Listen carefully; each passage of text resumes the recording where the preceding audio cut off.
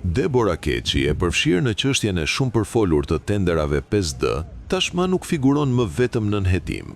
Pas akuzave të ngritura nga SPAK, gjykata ka vendosur ndaj saj masën e shërbimit të provës, lidhur me favorizimin e kompanive të lidhura me 5D Konstruksion. Keqi, e cila më parë ushtronte detyrën e drejtoreshës së Klub Sportiv Tirana, u bë pjesë e hetimeve që zbardhën një skem favorizimi ndaj operatorëve ekonomik të lidhur me ish-drejtuesit Mariglen Qato dhe Redi Molla. Sipas materialeve hetimore, ajo dyshohet se ka krijuar avantazhe të padrejta gjatë një procedure prokurimi, duke ndikuar në përzgjedhjen e fituesit. Megjithatë, paralelisht me vendimin gjyqësor, në rrjetet sociale shfaqet një realitet tjetër. Postimet e saj sugjerojnë udhëtime të shpeshta jashtë vendit, pushime në resorte luksoze dhe qëndrime në destinacione elitare turistike.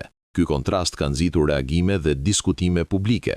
Në një kohë kur zyrtarët publik përballen me akuza për abuzim me fondet shtetërore, pritshmëria morale shpesh lidhet me reflektim dhe një profil më të rezervuar publik. Në vend kësaj, ekspozimi i një stili jetese luksoz ka ngritur pyetje mbi burimin e financimeve dhe përputhjen e shpenzimeve me të ardhurat e deklaruara.